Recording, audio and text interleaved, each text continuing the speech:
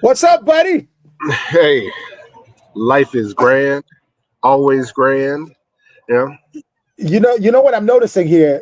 Okay. A little noticing that I'm noticing. Okay. What is Uh, that, you looking fresh, man.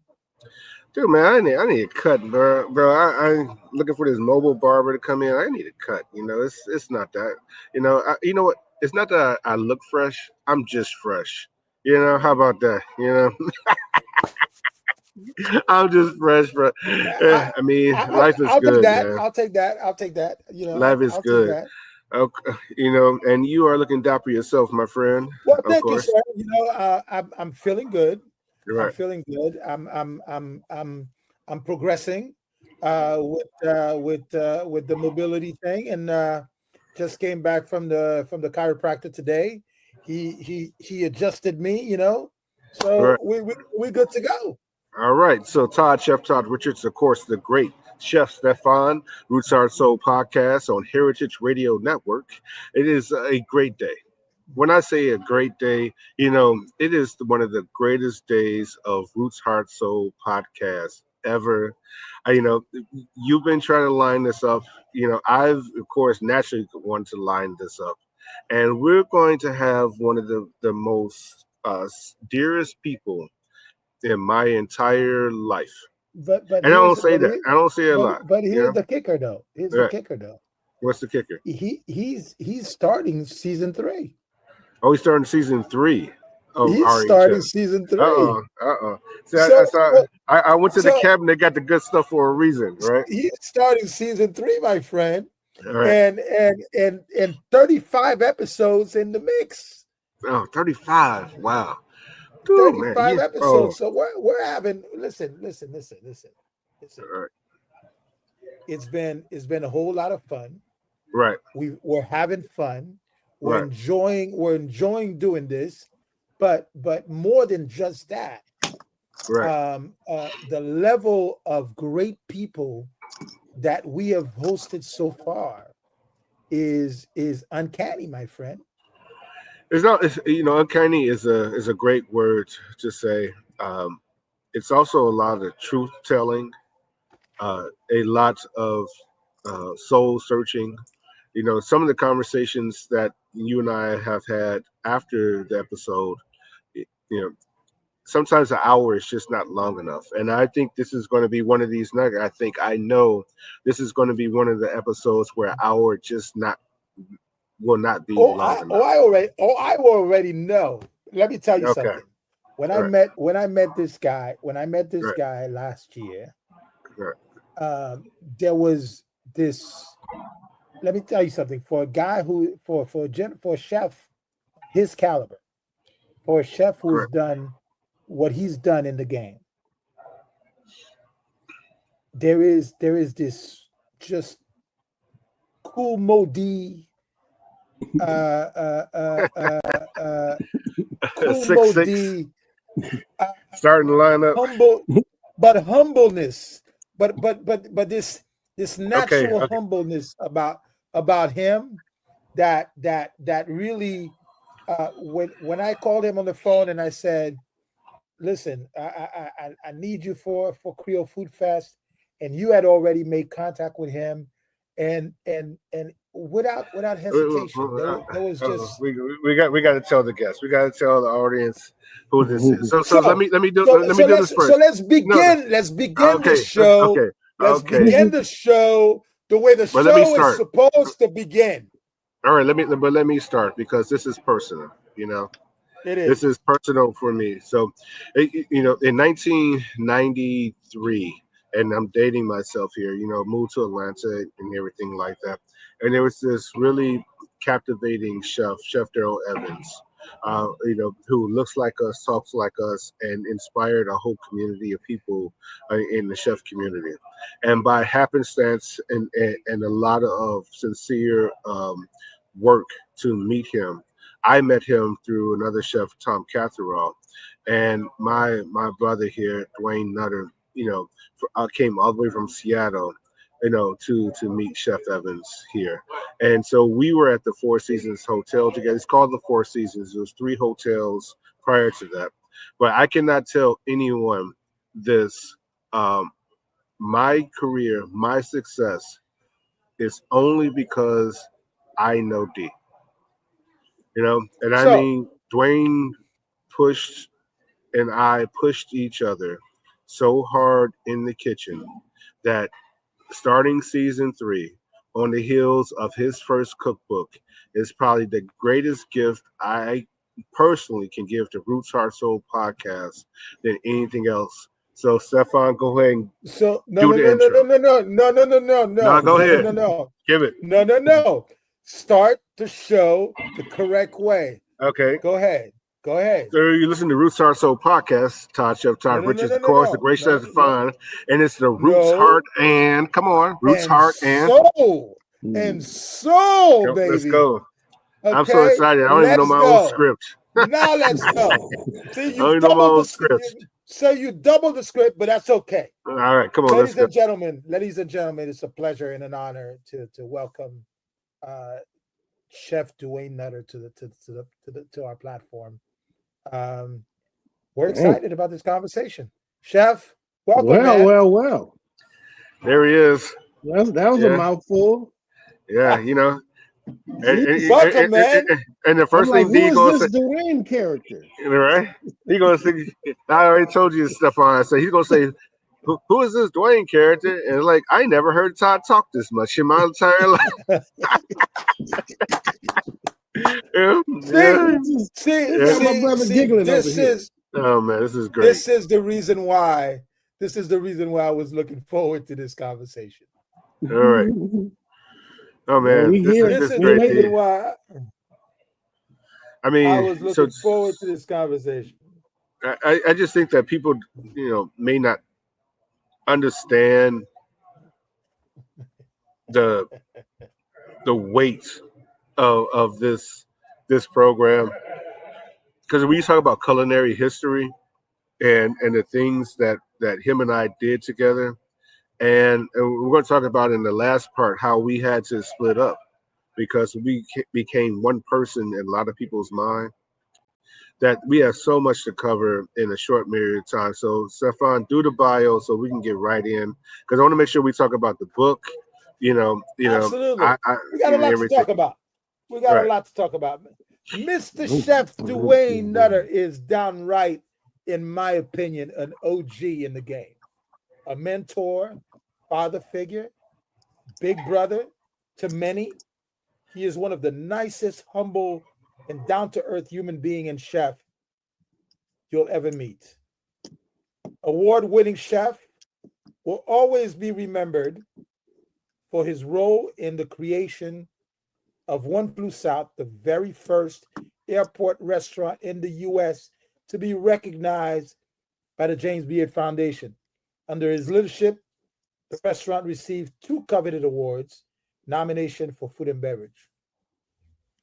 Searching for a blank slate, Chef landed in Mobile, Alabama, where the abundance of fresh seafood along with local produce gave him the aspiration to truly articulate a distinct culinary vision. He saw every career stop as an opportunity to build on the fine dining foundation he received from his mentor, the legendary chef Darrell Evans, the first Black chef to represent the U.S. as a member of the Culinary Olympic team. So we're going to stop right there because we got a whole lot to talk about, including his brand new book. But also, we have to have a conversation about Southern National as well.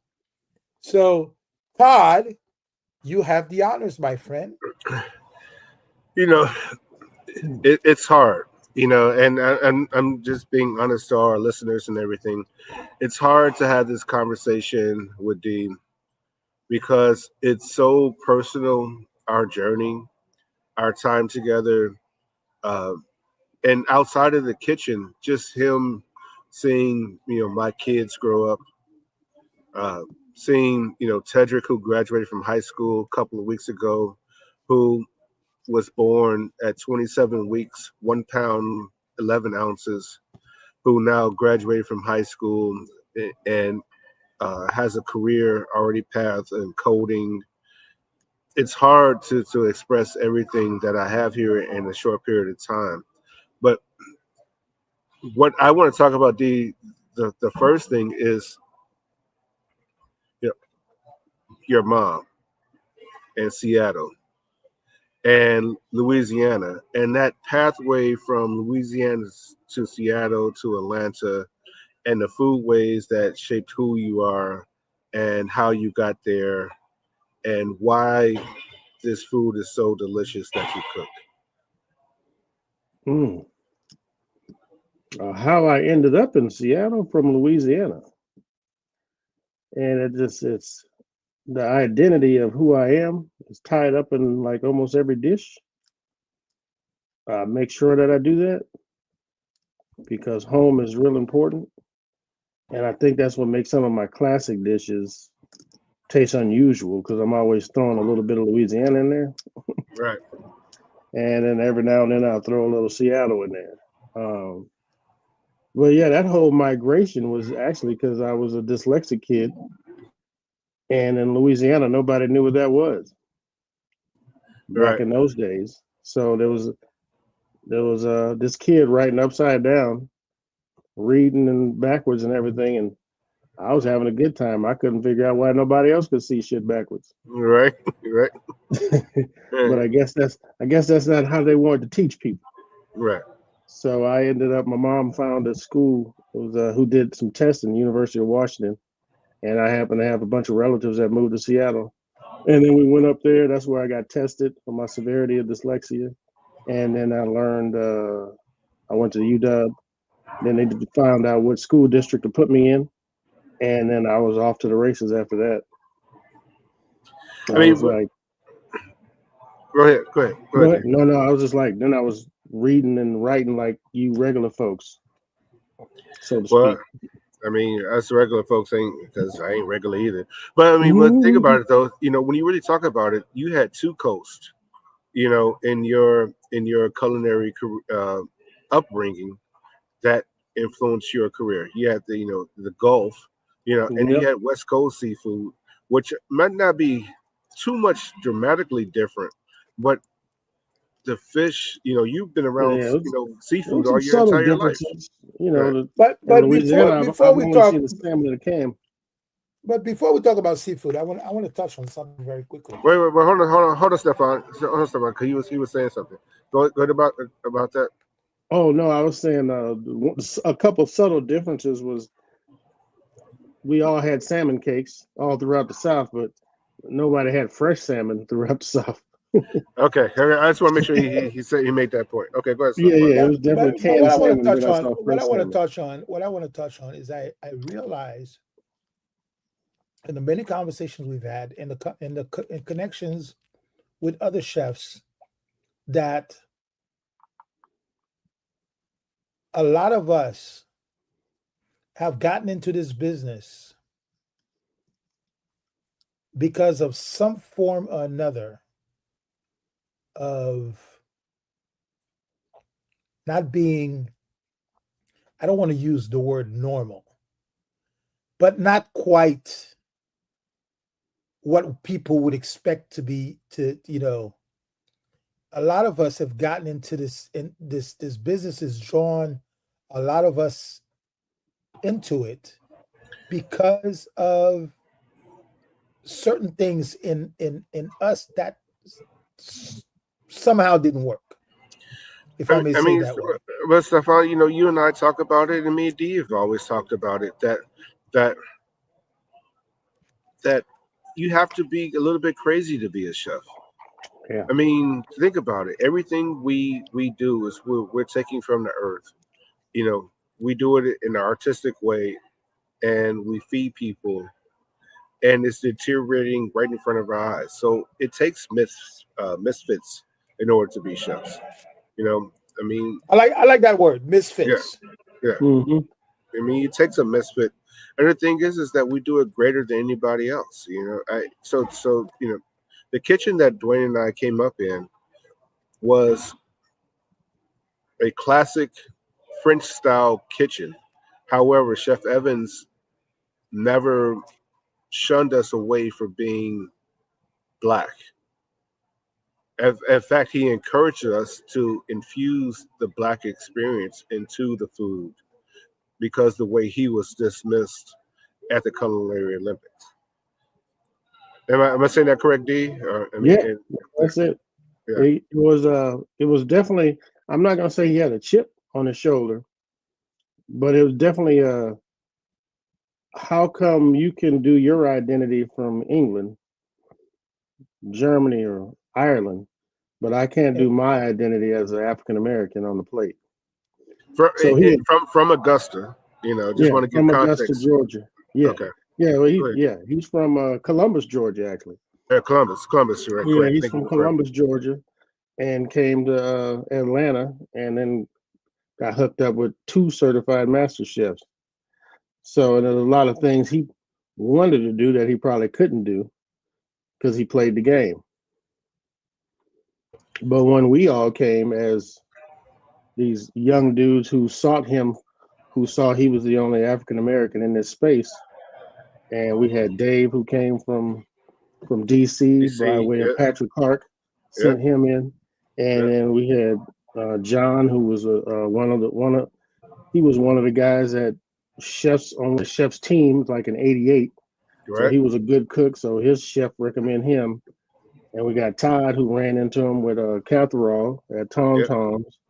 I came and I tracked him down from a competition he had won when he had beat Bobby Filet. It was a pork competition, and no internet. I called him on a payphone and on my break at work. Told him I'm coming to Georgia. I want you to show me around. Okay, dude, whatever. That's how I was like 18 or 19 when I did that, and then we all converge on this guy in his kitchen at the Occidental Grand, which is now the Four Seasons. See, there's a common story that I'm hearing from you, Chef Dwayne, from Todd, and from many of the older chefs who have been in the game, is that that somebody opened the door for you, and you've continued that trend in opening the door for somebody else.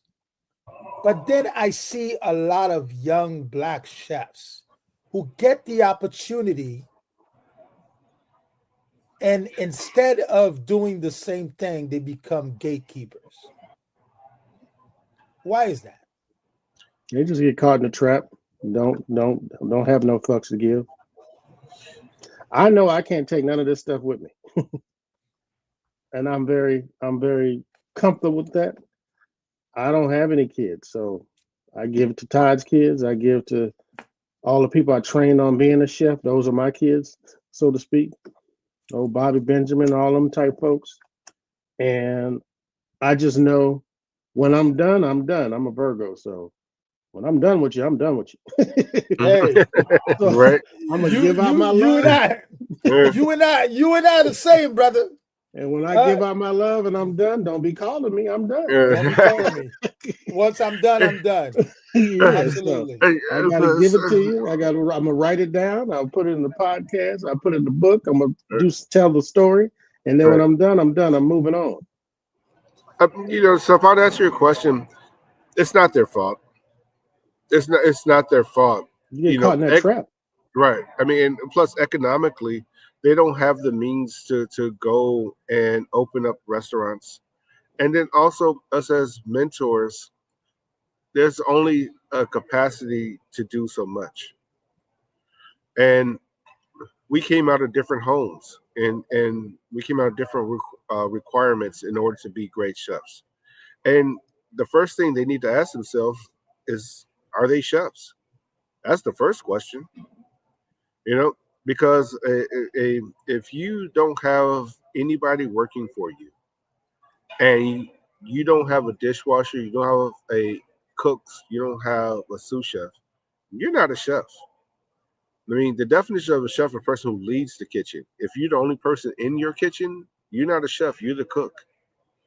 So really, we've allowed the term to be so loosely utilized, used, mm-hmm. right? That it diminishes the quality of what it is. but you know, when I mention these chefs, and I don't want to get into specifics, who's who, but there are chefs today in 2024, 2025, 2023, who have gotten the opportunity. Doors have opened for them. They're on television. They've gotten they're getting a huge visibility in media, and then they become and then they get, you know, they want to hold on. It's like, I want to hold on to this, and I don't want to share it with nobody. Let me tell you why. Right? They share with everyone. They don't share with us. And the reason why, because they shouldn't. Because in my capacity, I'm not sharing it with you. Like, you know, like we have it's competition, and that's that. You know, and it's us. It's responsibility is on us to gather people up to a point and get in. I mean, Dwayne with his new book, you know, tells that story. He tells it very, very well, that he's giving people ample opportunity to find out, you know, or the worst word in the food business, discover who he is. Dude's 50 years old, and now somebody's gonna write a damn blog and say, "I discovered this damn cookbook. I discovered this chef."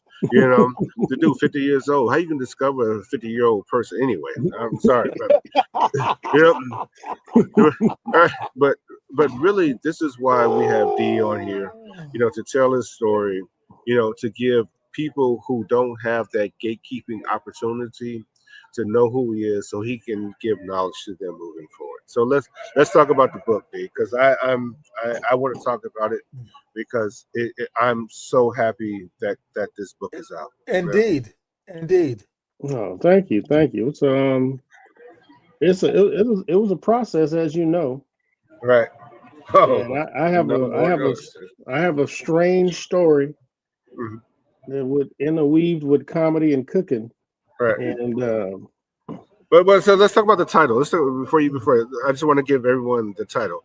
Cutting oh up my, in the kitchen, right? that So is cutting, definitely a right, entendre there. right, double entendre, right? Yeah, I, I remember the first time I learned about double entendre was watching Different World when Dwayne, you know, pun intended, you know, Dwayne, you know, was talking to Whitney about. He said I use a double entendre, you know, Yep. but there's a double entendre here where you're saying cutting from the sense of using your knives in the kitchen, but cutting as your comedic background as well. So you got to tell people about the comedic background so we can tie everything into this. Yes, I was you know, I was always like the AM sous chef, the AM guy.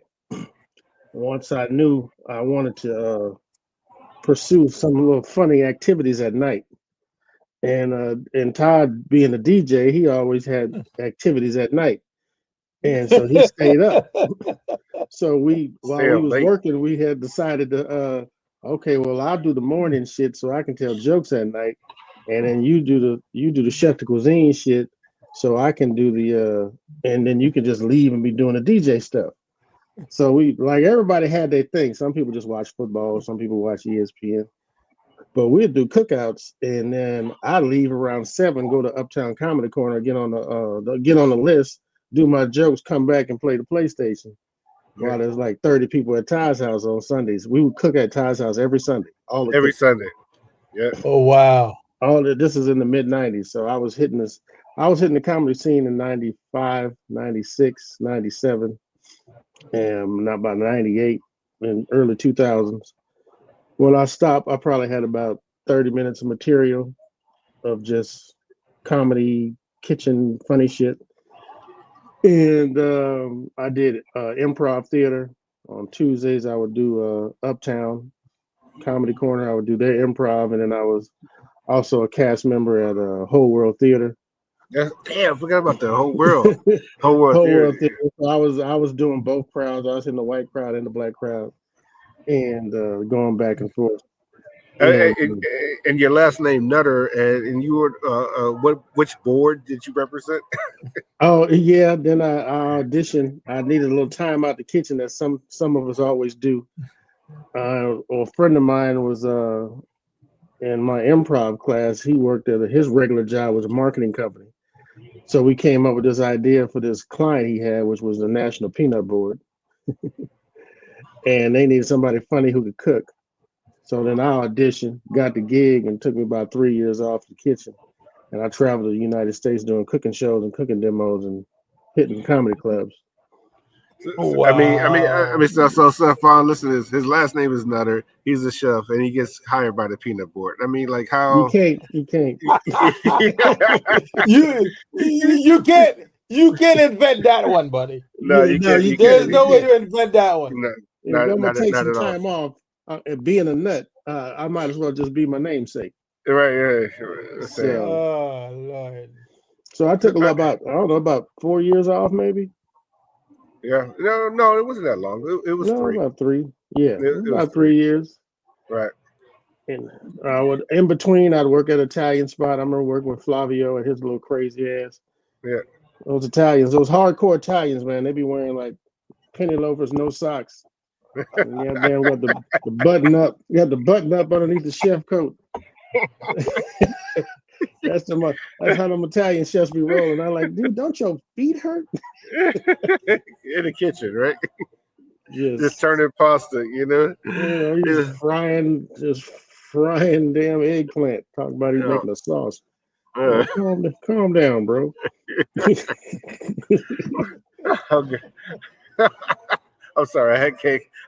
You guys. I'm sorry for our listeners because I'm reliving all this stuff that Dee used to tell me, and this is it's equally as funny now, 20 years later, than is was at that time. Chef Todd Richards, of course, the great Chef Stephan, Roots Heart Soul Podcast, Heritage Radio Network.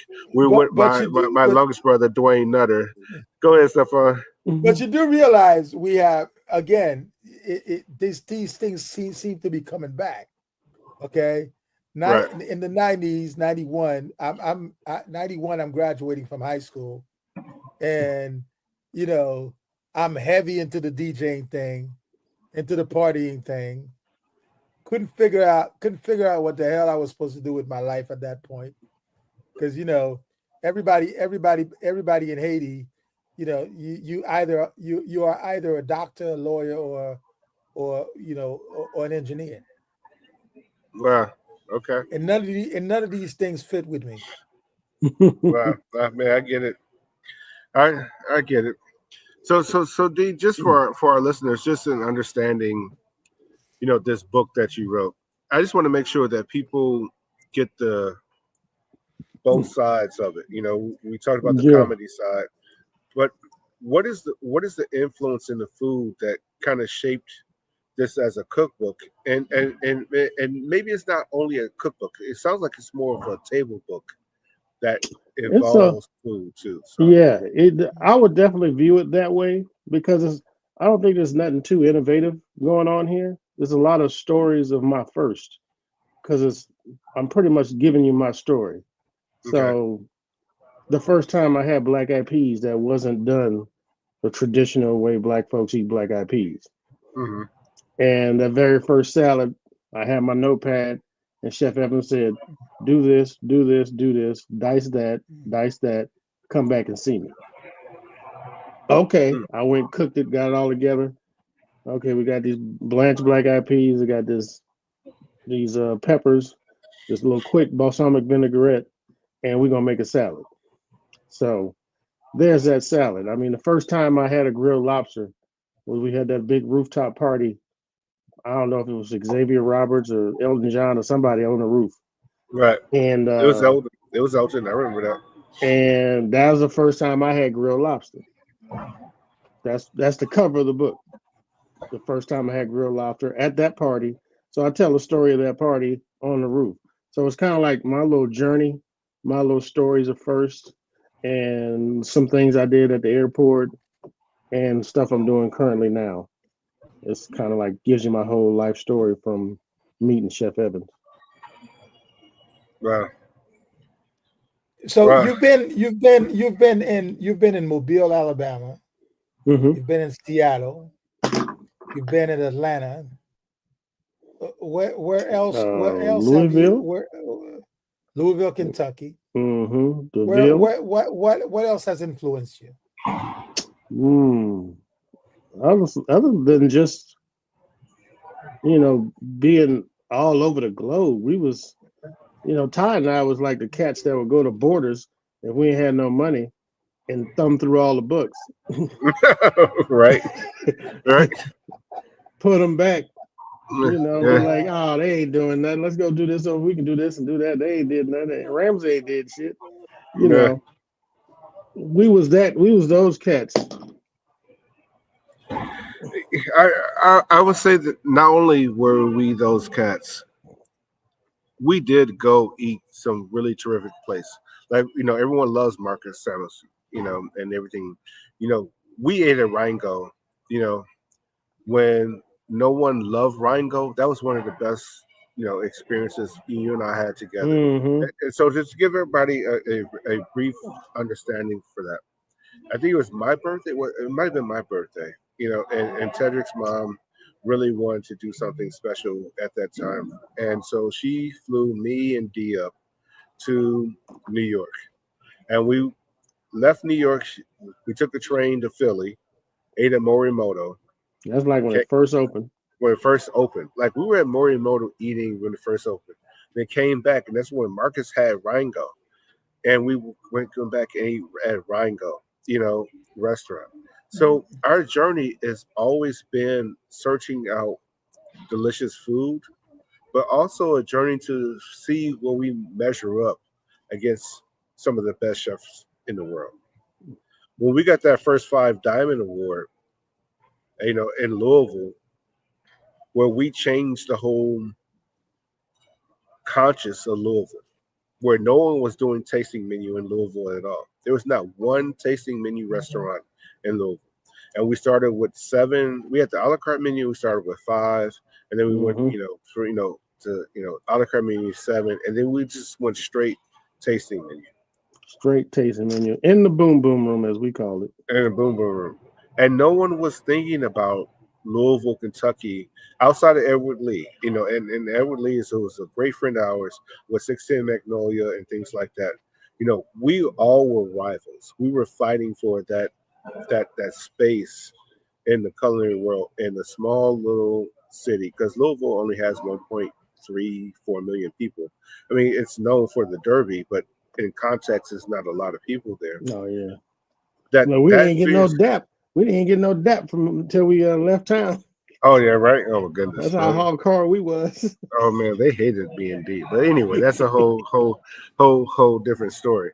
But I just want to give people a perspective of me and Dee's history and things like that. But yeah, Stephan, when you start talking about that time frame, right? Go ahead. The only other African Americans that was in the 5 Diamond world was Todd, Dwayne, and Kenny Gilbert. That's it. That's it. So before we go, I go on to my next question. We are at the 30-minute time spot of Roots, Heart, and Soul podcast on Heritage Radio Network with the amazing Chef Dwayne Nutter, and of course, without a doubt, one of the best chefs in the U.S., Chef Todd Richards and Chef Stephan. Chef, let me ask you a question. And and Todd and I have talked about this quite a few times. When you're talking about, for example, you receiving semi-finalist of the James Beard Foundation Best New Restaurant in 2016, then Best Southern Chef 2018, 2020, Black chefs were not in the mix of those recognitions. And because of you guys, now you see, again, we'll talk about the door being open and creating a space where other Black chefs are now being recognized.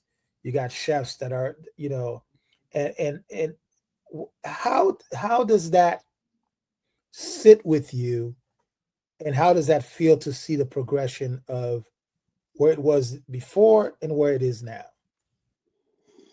That's a weird question. In some instances, I feel like they may have overcorrected. I see stuff in places that I don't think stuff need to be in. I mean, you think budget wise, a guy that spent $4 million and got China and bathrooms in the same category as somebody with a plastic fork establishment. Now, I get that people need to be recognized, but I don't think the separation of what people putting into what they're doing in their careers and the path that they're choosing should be mixed up. And that's my personal opinion. So I feel like when I say they overcorrected, it just feels like they overcorrected. I'm old enough to know that James Beard has gone through, I don't know, 5 iterations of itself or 4 since I've been cooking. I mean, they had the scholarship scandal, and the whole board got fired, and they had because people were stealing money, and then they had then everybody got revoted. That was like 08, somewhere in there. Then something happened in 2010, something big shuffle up, 2010, and then they got But rid of the hotel category and the restaurant category. They changed the whole landscape of how they judge. So, and now we got what we have now. So it's just like I'm just old, I guess, because I can sit back and see how all this is going down.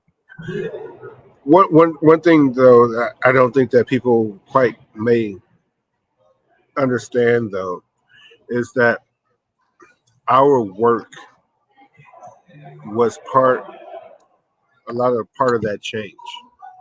I think the landscape is the best opportunity for people to go and do so. And you having 2 semifinalists, in the last, 5 years shows that the work that you put in gave you opportunity to do so in Mobile, and then Exactly. relocated the restaurant to Atlanta, and that same restaurant, got recognized again through your everyone has a lot of faults, in those things, and scandal always rocks us all. And scandal, well, first of all, scandal only rocks people at the top.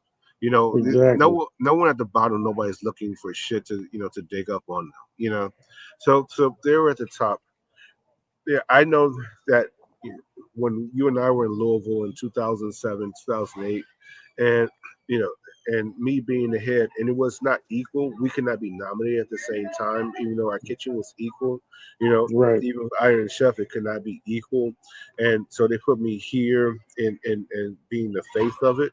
That in Five Diamond Award, we're the only ones. In the Beard Awards, we're the only ones.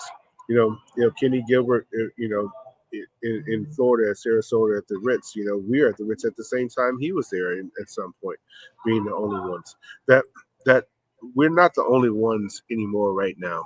And Mm-hmm. I'm not saying that the conversation about opportunity is dead in the sense of rewards. What I'm saying the conversation for me is dead is because that there's not enough recognition for what happened behind the scenes in order to get all the winners to where they are right now.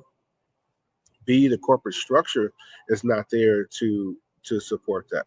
So what I have to do and what you have to do, and you have already done, is you opened your own place, and I'm going to open my own place. And now we have to remind people of who started this shit, who got this stuff done for everybody, and going to be on top of everyone's head in order to make that happen. And so that's just crystal clear to me that's not. I have no ill will to anybody who's won, anyone who has done anything on the backs of myself, on you, Chef Evans, Patrick Clark, or anything like that. It's up to me to remind everyone how great I am, and that's what I'm going to do moving forward. I think that's the question that you asked, Chef Mm-hmm. Stephan. But yeah. No, no, it's important that we. I think it's important that we have this conversation because it seems to be forgotten. And like you said, we need to be the reminders of of of what we've done, and the doors we've opened because of what we've done. But Right. you know what the thing is, I love it. I love it. I love that now we have a sort of level playing field. We can all get in the kitchen. We can find out who's who. I know who D is. I know who you are. I know Stephan. Let's all get in the kitchen. Let's all line up. Let's all get behind the stove. Let's see what Chef Stephan, what you did with in Haiti, with Pierre and Tom. Like I don't know Pierre. I know Pierre from understanding what I saw on No Reservations with Anthony Bourdain when they went to that area and they were talking, and I saw what he was doing, and first time in my life, in my entire life, I saw Black people eating sea urchin as much as I love sea urchin. Where there's a woman on the TV with some booty shorts on and a damn tank top, go out in the water and spearfish sea urchin, and they put it on the barbecue and eating it.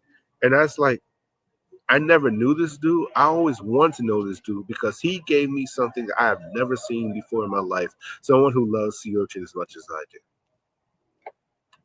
do. Yeah, that was an eye-opening experience.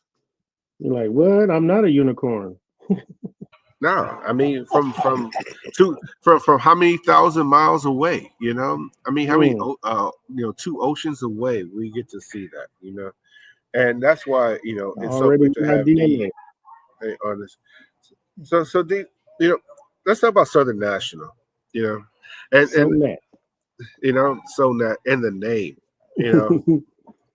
I mean the name just, man, it's such a perfect name for a restaurant. It's such a perfect name for a restaurant in Atlanta, and it represents the South. It tells the story of the South without you even knowing one bite, one cocktail, one hospitality. So and we got to give a shout out to Reggie Washington. We got to get Reg on the podcast. Yeah, you got to have a little entrepreneurial paperwork yeah, discussion. yeah. But what's at Southern National, located right there in the heart of Atlanta. What's going on there? We got to tell everybody what is that restaurant? Well, it's a throwback to a good time, I like to say. I feel like I'm inviting you to a basement party, and we just having a little cookout, and it's almost kind of replicating, I think, what we used to do at your house. Dude, man, them house stories. Oh my goodness. Boy.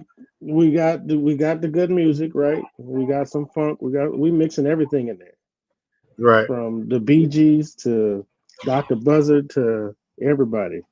It's all wrapped up in that feel good. That's the backdrop. And then I suddenly remind you that, yeah, I'm Southern, but I also read some books, and I also been traveling a little bit. So there's field peas, but on some redfish, but there's also a miso cherry sauce on top of it. See, and this is what I love with the both of you is that, we know our identity. We know who we are. We know where we come from. We know, but we also refuse to be put in one box. And Exactly. this is what I get from the both of you is that, I can do collard greens and so forth, but I can do collard greens and ramen. Right. I could do, like I said, I could do collard greens with some mussels. And shoot, I remember this cat over here one time at one of the cookouts, he put, I don't know, he must have put 2 ounces of star anise in his collard greens. Them greens were so damn good. Yeah. And he probably was working on something way back then. Yeah. A half a salmon that we had grilled off. Damn, that's when the PlayStation 1 came out. What was that, Tekken? We were playing Tekken. Tekken, damn it. Oh man. PlayStation 1, gentlemen. Yeah. I was into Nintendo Yeah. Yeah. even Well, before PlayStation. yeah. Well, we won't Yeah, hold that yeah. against you. But We anyway. won't hold it against you. And my brother and I were into Nintendo before PlayStation. So everybody was a Buffalo Bill, Yeah.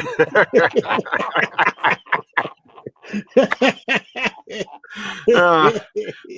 That's a comedy. That's a comedy genius, Chef Dwayne Nutter. This is what happened when you bring three Yeah. 50-year-olds to a conversation. Right. Okay, But yeah, that's kind of what this you're is gonna what get. happens Also, when you bring three 50-year-olds to the conversation.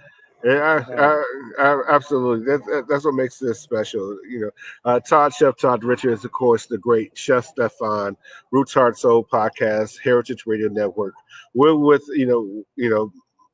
family here. I mean, we just got to call it straight up like it is. We had Matthew Rayford, who ended season 2, and we're starting season 3 with family again. Dwayne Nutter. Absolutely. The culinary, legacy of himself, Mr. 66, as I call him. yes. And it's such great to tell these stories of yesteryear and foodways and how we got here and things like that. But I want to make sure we talked about the book, where you see the book and its influence on people moving forward, telling your story in a semi-biographical way. But what I want to hear from you, because I get this question, Stephan gets this question, and we get this question individually, is what is the state of Black culture in food? And I'm going to preface it in the sense of a question that Stephan asked earlier about the single chefs, the internet chefs, these things like that. What is the state of Black food, and how can we help these people develop more avenues of brick and mortars moving forward to solidify their legacy in restaurants?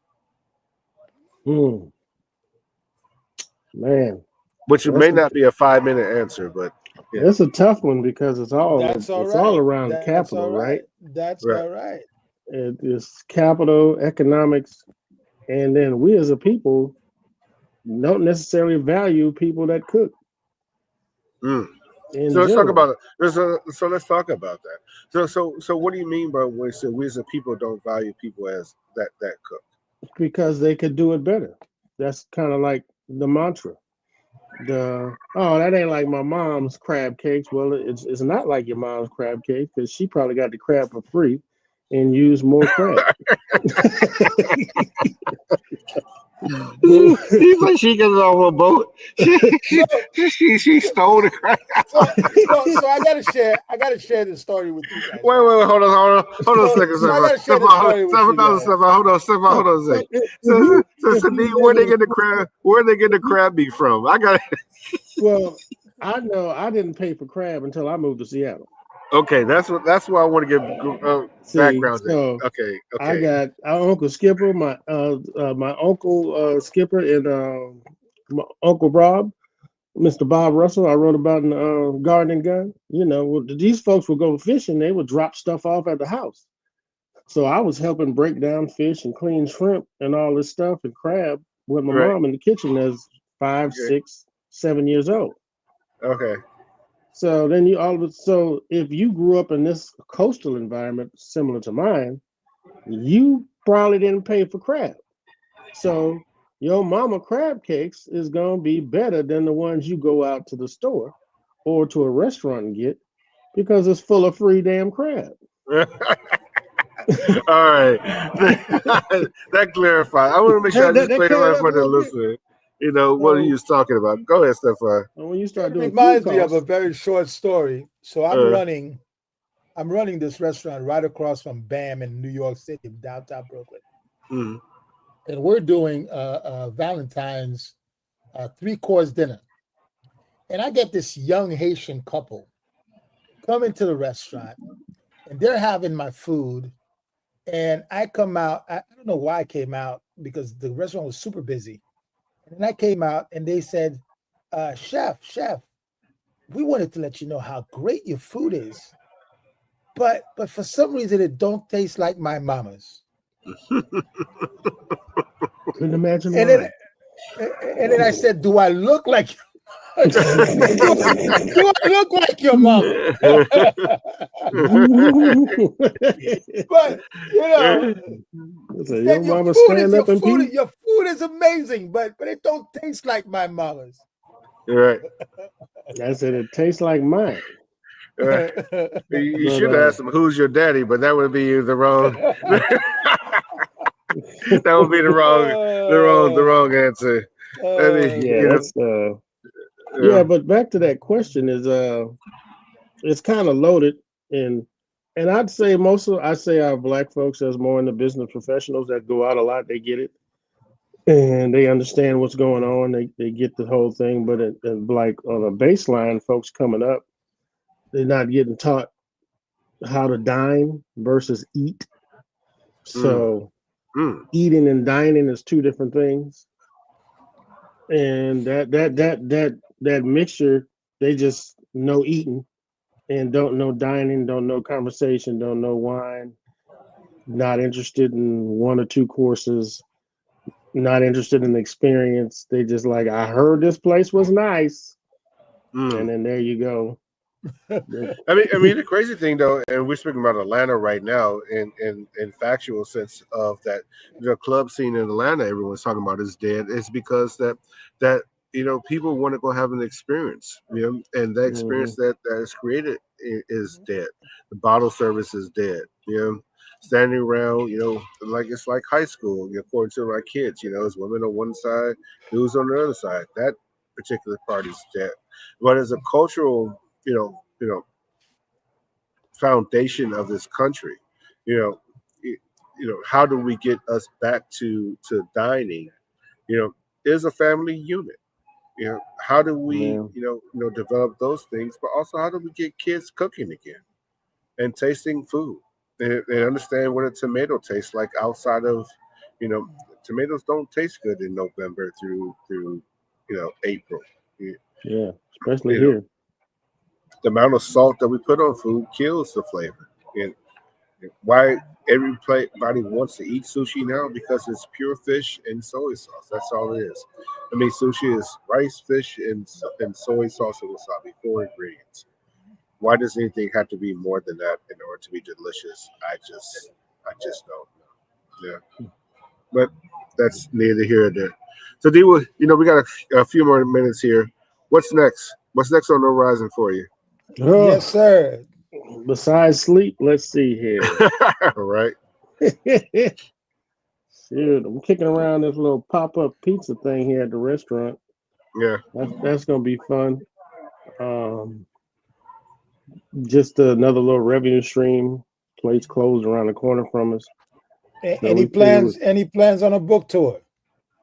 Oh yes, you can go to my website, DwayneNutter.com.